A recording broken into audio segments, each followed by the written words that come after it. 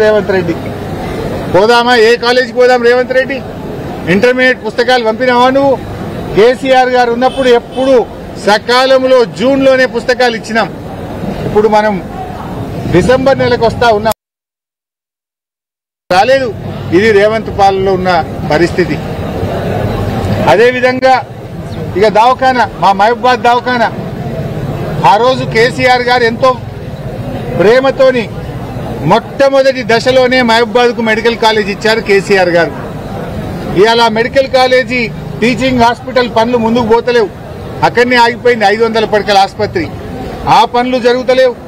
Doctor పోస్టులు 100కు పైగా ఖాళీలున్నాయి. పేదలకు వైద్యం అందుతలేదు. చివరికి ఎంత దుర్మార్గం అంటే సిగ్గుపడాలి రేవంత్ రెడ్డి గారు. మొన్న బోధ్య రాజు అని చిన్నగూడూరుకు చెందిన ఒక వ్యక్తి బతికుండగానే తీసుకుపోయి ఆయనను మార్చురీలు వేసేసింది. ఇంత దుర్మార్గమా? ఇది ప్రజాపాలన? బతికినోని తీసుకుపోయి మార్చులు వేస్తారు. పొద్దుగా లేచి నేను బతికే ఉన్నాను, వాడు మార్చులకి వెళ్ళి లేచి రావట్టే. జయ్యారం గ్రామం చిన్నగూడూరు మండలం. వాడు చచ్చిపోయిందని తీసుకుపోయి బతికినోని తీసుకుపోయి మార్చులు వేస్తే పొద్దుగాల నిద్ర లేచినట్టు లేచి నేను బతికే ఉన్నాను మార్చులకి వెళ్ళి బయటకు వచ్చింది. ఇయ్యాలటి వరకు దాని మీద విచారణ లేదు, చర్యలు లేవు. బతికిన్నోని మార్చులు లేచిన పాలన రేవంత్ పాలన. ఎంత గొప్పగుంది ఆయన. ఇప్పుడు చచ్చిపోయిన వాళ్ళకి కూడా ఇంకేం చేస్తారంటే చివరి దశలో బతికించడానికి సిపిఆర్ చేస్తారు. ఏమన్నా బతుకుతాడేమో అని తనలాడతారు, కానీ మీరు బతికిన వాళ్ళని తీసుకుపోయి మార్చులు వేసారు. ఇక నా పాలన ఇంత గొప్పది అంత గొప్పది అంటాడు రేవంత్ రెడ్డి.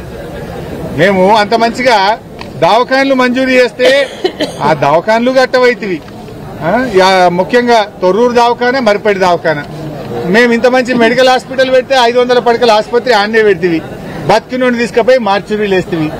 ఇది మీ పాలన. వైద్యం అటకెక్కింది, రైతులకు యూరియా దొరకది. ఏంది రోడ్లు? ఏ రోడ్డు పోయినా ఇంత గుంతలు. నేను వరంగల్కి వెళ్ళి కేసముద్రం వస్తామంటే మా రవీందర్ అన్న ఆ రోడ్డు పోతే అన్ని గుంతలే ఉన్నాయని ఈ రోడ్ల పట్టుకొచ్చిండను. మోచేతిలో గుంతలనే అట మొత్తం.